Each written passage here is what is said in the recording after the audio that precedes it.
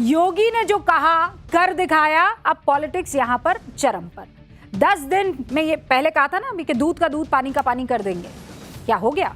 और चाचा भतीजा जीजा साला दोस्त यार सब के सब जेल गए। 40 दिन में 70 बार चढ़ावा चोरी हुआ है। और चढ़ावा चोरी में क्या बड़ी मछली को बचाया जा रहा है? चंपत राय ने आज इस्तीफा तो दे दिया, लेकिन बवाल अभी भी मचा हुआ है। और आप लोग ये समझ लीजिए, 40 दिन में 70 बार रामलला का चढ़ावा चोरी हुआ। कितनी बार हुआ? 70 बार।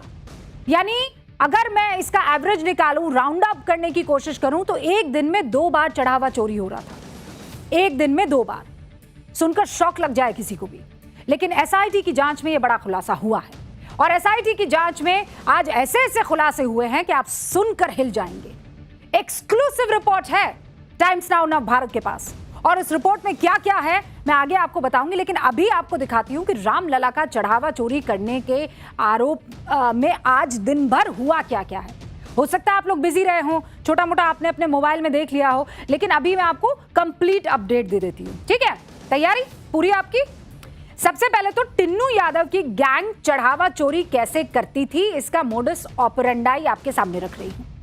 बहुत तरीके से, शातिराना तरीके से ये लोग चोरी करते थे।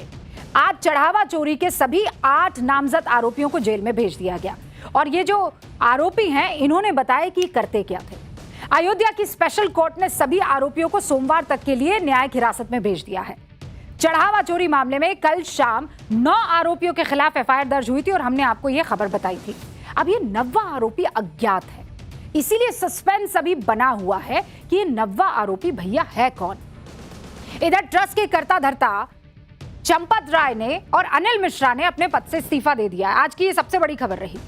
और अब तक की जांच में यह पता चला है कि इस साल 27 अप्रैल से 5 जून तक, यानी 40 दिनों में, 27 अप्रैल से 5 जून, तारीख गिन लीजिए, 27 अप्रैल से 5 जून तक यानी 40 दिनों में 70 बार चढ़ावा चोरी किया गया। और यह चढ़ावा चोरी गैंग, इसका मुखिया टिन्नू यादव और बगल में था उसके सुभाष श्रीवास्तव, इन दोनों का नाम सामने आ रहा है। सभी 8 आरोपियों के पास से अब तक 79,85,000 रुपए बरामद हुए हैं। कितने? 79,85,000 रुपए बरामद हुए हैं अभी तो केवल। एसआईटी की टीम ने 15 जून को चढ़ावा चोरी मामले की जांच शुरू कर दी थी और 10 दिन के अंदर अंदर आरोपियों को जेल के अंदर पहुंचा दिया गया। सीएम योगी अभी 7 दिन पहले जब अयोध्या गए थे, तब उन्होंने भरे मन से यही दावा किया था कि 15 दिन के अंदर दूध का दूध पानी का पानी हो जाएगा, और हो गया है। सरकार की एसआईटी की जांच में 90 दिन एफआईआर दर्ज हुई। 10वें दिन सभी 8 नामजद आरोपियों को जेल में ठूस दिया गया। 9वां भी अज्ञात है। लेकिन अखिलेश यादव शायद इस कार्रवाई से खुश नहीं है। उन्होंने शायराना अंदाज और इशारों में कहा, क्या कहा? वो क्या करेंगे दूध का दूध और पानी का पानी, वो क्या करेंगे दूध का दूध पानी का पानी, लालच ने मार दिया है जिनकी आंखों का पानी। अखिलेश यादव ने आगे लिखा है कि वैसे पता नहीं लोग ये क्यों पूछ रहे हैं कि अयोध्या से गोरखपुर कितनी दूर है। अखिलेश यादव को सीएम योगी ने उसके बाद तगड़ा जवाब दिया। अब उस जवाब को भी आप सुन लीजिए। और अयोध्या के बारे में जो कदपे समाचार मिल रहे थे, हमने कहा था एसआईटी गठित की गई है। एसआईटी की रिपोर्ट आने के साथ ही हमारी कार्रवाई भी प्रारंभ हो जाएगी। और आपने देखा होगा, एसआईटी की रिपोर्ट आई, तुरंत कार्रवाई प्रारंभ हो गई। और मैं आश्वस्त करता हूं, जो मैंने कहा था, दूध का दूध और पानी का पानी हम करके रहेंगे। और जैसा मैं आपको कह रही थी, एसआईटी की एक्सक्लूसिव रिपोर्ट हमारे पास मौजूद है। इस रिपोर्ट में क्या क्या कहा एसआईटी ने वो मैं आपको बताऊं, लेकिन कल से बहुत सारे मीडिया प्लेटफॉर्म पर आप ये दावा सुन रहे होंगे, एसआईटी की रिपोर्ट, 100 पन्नों की रिपोर्ट, 140 पन्नों की रिपोर्ट, 150 पन्नों की रिपोर्ट। भैया ऐसा कुछ नहीं है 150 पन्नों की रिपोर्ट। चढ़ावा चोरी की जांच पर एसआईटी की रिपोर्ट केवल 20 पन्नों की है, केवल 20 पन्नों की। और उस 20 पन्ने में बहुत चीजें क्लियर दिख रही हैं। ना 150 पन्ने हैं, ना 120 पन्ने हैं, केवल 20 पन्ने हैं। और इस पन्ने में क्या क्या है वो भी आपको बता दूं। राम मंदिर ट्रस्ट को बहुत पहले ही चढ़ावा चोरी का अंदेशा हो गया था। इंपॉर्टेंट पॉइंट, राम मंदिर में चढ़ावा चोरी व्यक्तिगत नहीं थी, किसी एक शख्स का काम नहीं था, बल्कि ऑर्गेनाइज क्राइम यानी संगठित अपराध था। राम मंदिर में चढ़ावा चोरी वाला रैकेट करीब 2 साल से संचालित हो रहा था। 2 साल। प्राण प्रतिष्ठा कब हुई जानते हैं आप लोग? कब हुई बताओ? 22 जनवरी। साल पता है? हाँ, 22 जनवरी 2024 प्राण प्रतिष्ठा हुई। तो 24, 25, 26, मतलब 24 से 25 से 26 2 साल हो गए। 2 साल और पूरा अगर मैं गिनूं तो तब से लेकर अब तक 2 साल 5 महीने 4 दिन बीत जाते हैं अभी जब हम बात कर रहे हैं। और ये चढ़ावा चोरी का जो गैंग है वो मंदिर के उद्घाटन के 5 महीने बाद से ही काम पर लग गया। तो 2 साल 5 महीने 4 दिन, 2 साल से ये 5 महीने जैसे ही निकले, सिस्टम समझ में आया, ये लोग चोरी के काम पर लग गए। एसआईटी रिपोर्ट में यह भी दावा है कि इसी साल 27 अप्रैल से 5 जून तक का सीसीटीवी फुटेज जब उसकी जांच की गई तो इस गैंग को 70 बार चढ़ावा चोरी करते हुए देखा गया।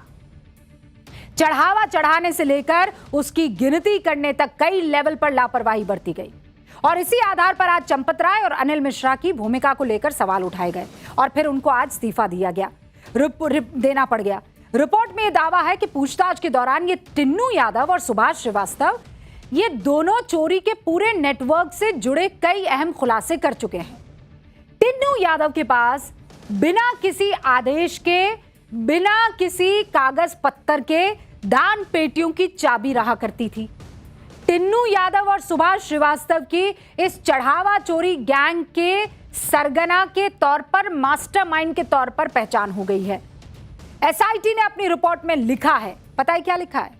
कि सुभाष श्रीवास्तव ने बहुत शातिराना तरीके से चढ़ावा चोरी करने के लिए अपने लोगों को गैंग में अलग अलग जगह फिट कर दिया। मैनेजमेंट से लेकर गिनती करने तक अपने लोगों को इसने फिट कर दिया और वो कौन कौन है वो आगे मैं आपको बताऊंगी। यानी एसआईटी की अब तक की रिपोर्ट में जो कुछ भी खुलासा हुआ है उसी को आधार बनाकर मंदिर ट्रस्ट ने एफआईआर दर्ज कराई है और अब आरोपियों के खिलाफ एक्शन लिया जा रहा है।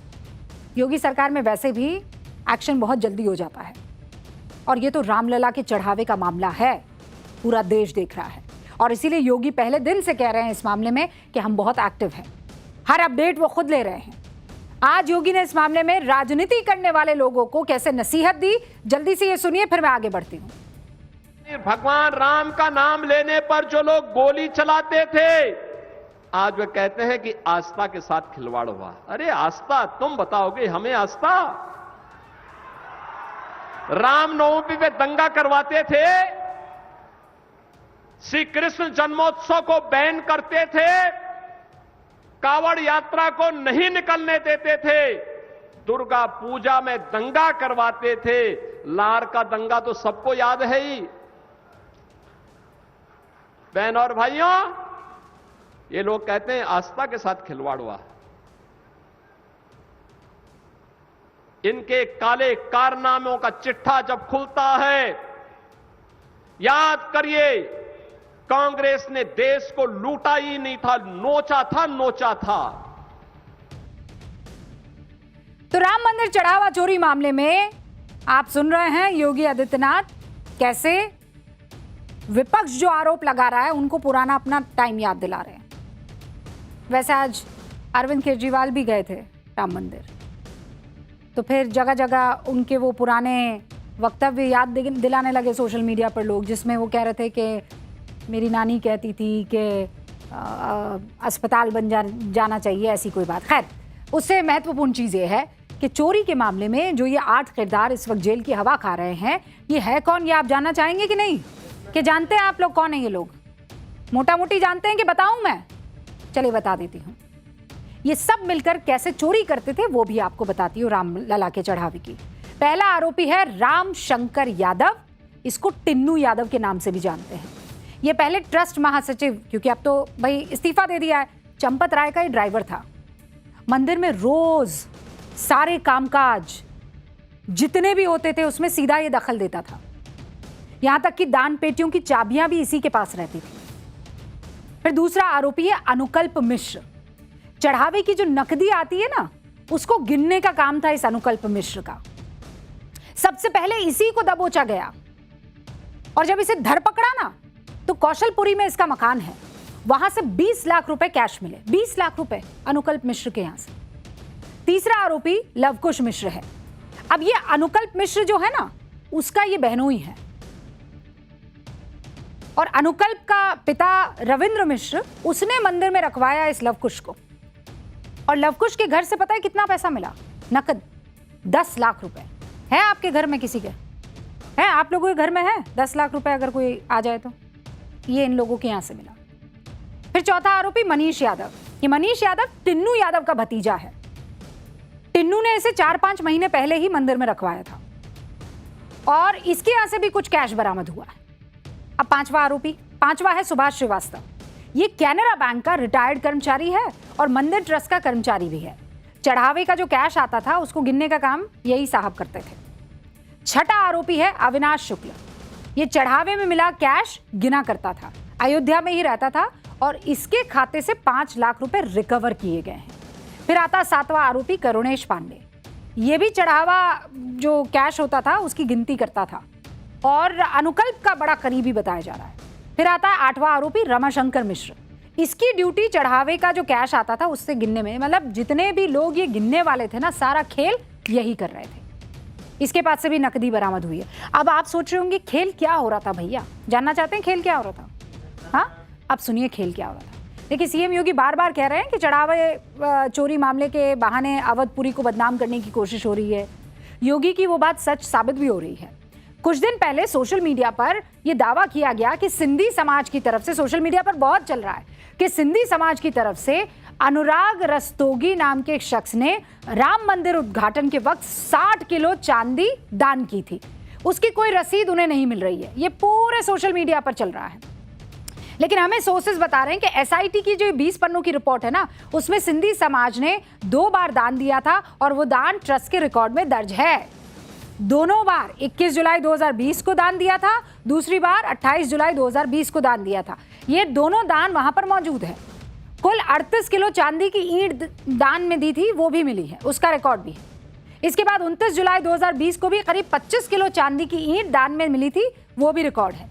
दान में मिले चांदी के सभी ईंटों को गलाकर बैंक के लॉकर में सुरक्षित रखा गया है। ये बात ट्रस्ट ने एकदम क्लियर कर दी है कि रिकॉर्ड में मौजूद है। यानी अनुराग रस्तोगी ने जो चांदी दान दी थी उसका रिकॉर्ड मौजूद है और वो चांदी भी मौजूद है। इसीलिए सीएम योगी ने आज फिर लोगों से अपील की है कि दुष्प्रचार ना करें, उससे बचे और अगर कोई सबूत आता है तो वो एसआईटी को सौंप दे। लेकिन मैं फिर से अपील करूंगा, राम भक्तों की अग्नि परीक्षा मत लो। राम भक्तों के साथ, उनकी आस्था के साथ खिलवाड़ करना बंद करो। अगर तथ्य नहीं है, पुष्ट प्रमाण नहीं है तो आरोप प्रत्यारोप बंद करो और प्रमाण है तो एसआईटी को सबूत सहित प्रमाण प्रस्तुत करो। एसआईटी की सिफारिश के अनुरूप सरकार कार्रवाई को आगे बढ़ा रही है। तो भाई, अब वो बात जिसके बारे में आप सब जानना चाहते थे कि भैया ये लोग चोरी करते कैसे थे? ये टिन्नू यादव गैंग हर दिन चढ़ावे के लाखों रुपए उड़ा कैसे देता था? एसआईटी की जांच में इससे पर्दा हट गया है। चढ़ावा चोरी करने में टिन्नू एंड पार्टी की मॉडस ऑपरेंडाई सुनिए आप क्या थी। पिछले मई महीने में राम मंदिर ट्रस्ट के पदाधिकारियों को दान चोरी का शक हुआ। उनको लगा कुछ तो गड़बड़ी हो रही है भैया, और ये शक ऐसे हुआ कि मंदिर से हर दिन दान पेटी का पैसा निकालकर जब बैंक पहुंचाया जाता था तो उसमें 6 से 7 लाख रुपए तक एक बार में जमा होते थे। पिछले कुछ सप्ताहों से 500 की गड्डियों में कमी दिख रही थी, तो ट्रस्ट को थोड़ा शक हुआ। अब शक होने पर चढ़ावे की गिनती वाले रूम में क्या किया इन लोगों ने, एक खुफिया कैमरा लगा दिया। किसी को बताया नहीं। जहां गिनती करते थे वहां पर एक हिडन कैमरा लगा दिया। इन खुफिया कैमरों में 1 हफ्ते की रिकॉर्डिंग हुई और उस रिकॉर्डिंग में पता है क्या पता चला? जो कैमरा लगा हुआ था हिडन कैमरा बता रहा है कि उस कैमरा के आगे ये लोग सब आकर खड़े हो जाते, उस एंगल में कैमरा के खड़े होते, उस सीसीटीवी कैमरा के उस एंगल में खड़े होते कि नीचे बैठा, अगर मान लीजिए ये शख्स जो यहाँ पर बैठा हुआ आपको दिखाई दे रहा है, मान लीजिए ये गड्डी गिन रहा है और मेरे पीछे कैमरा और मैं यहाँ यूं खड़ी हो जाऊं, ठीक है, मैं ऐसे खड़ी होगी, मेरे ठीक पीछे कैमरा है, तो ये भाई साहब अगर मान लीजिए अंदर कुछ रख लेते हैं अपने जेब के अंदर या कपड़ों के अंदर, इनकी चेकिंग नहीं हो रही थी तो किसी को पता चलेगा? एक गड्डी निकाली और जेब में रख दिया, किसी को पता चला? और मैं यहाँ खड़ी हूँ और मुझे पता है ये कैमरा यहाँ की तरफ लगा हुआ, नीचे की तरफ कैमरा, लेकिन हिडन कैमरा तो यहाँ है ना भैया। हिडन कैमरा लगा था यहाँ, वो कैमरा लगा था यहाँ पीछे, यहाँ तो मैं खड़ी होगी, यहाँ नहीं खड़ी हूँ ना, यहाँ से सब पकड़ में आ गया। पूरा उसी वक्त खेल समझ में आ गया, इनकी करतूत सब सीसीटीवी में कैद हो गई। अच्छा, एक यही तरीका नहीं था, एक और तरीका था। एक और तरीका क्या था?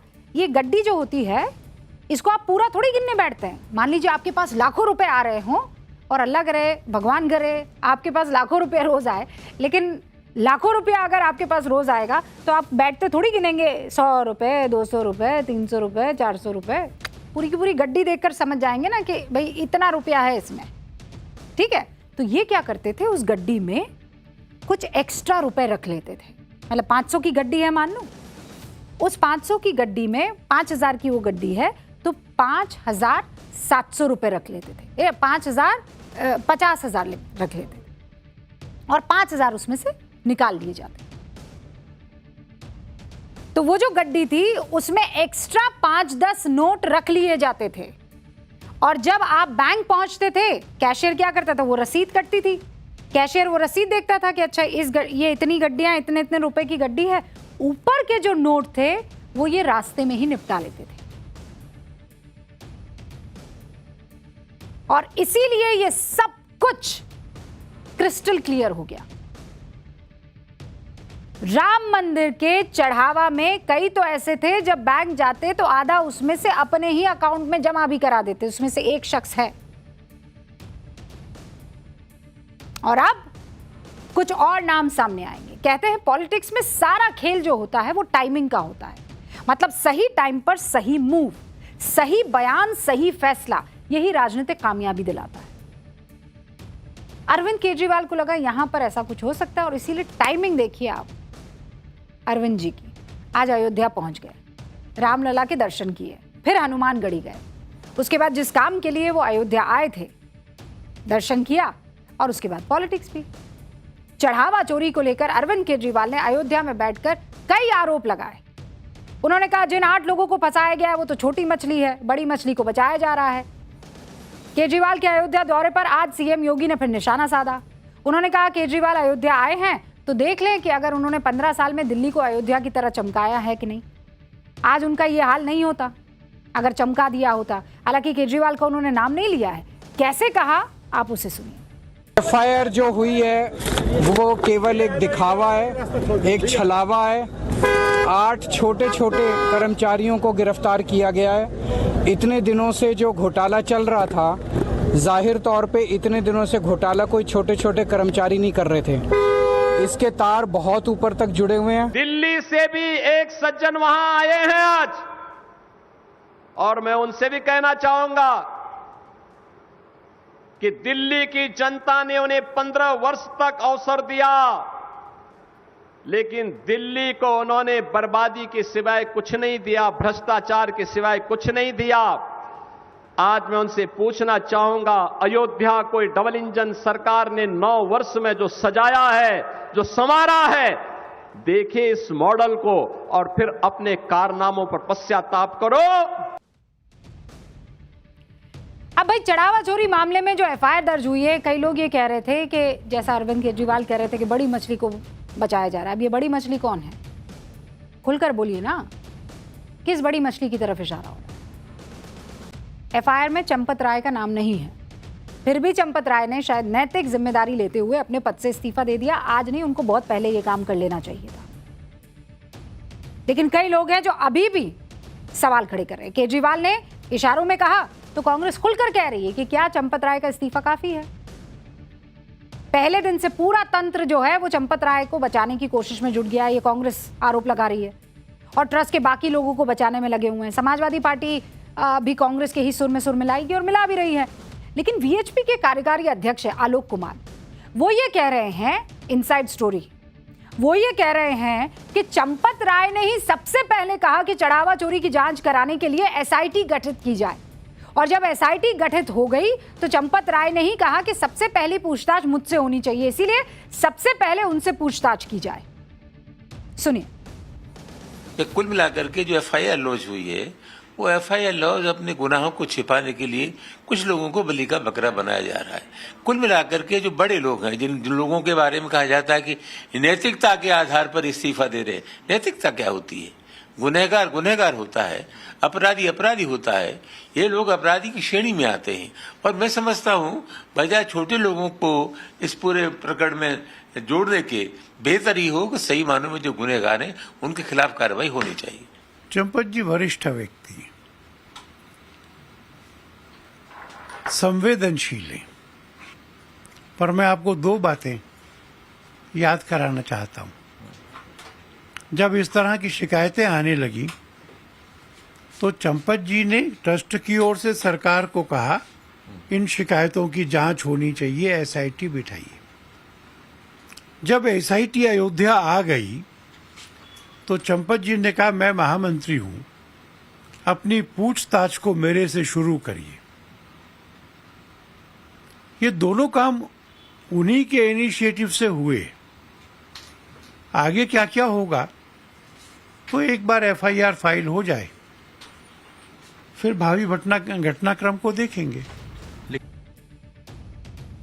लेकिन देखिए, जिन्होंने रामलला के साथ गद्दारी की है उनको इस देश में बख्शा नहीं जाना चाहिए, और जब तक ऐसा कुछ होता रहेगा हम यहाँ न्यूज़ की पाठशाला में आपको खबर पहुंचाते रहेंगे, क्योंकि रामलला के साथ गद्दारी ये देश तो नहीं बर्दाश्त करेगा।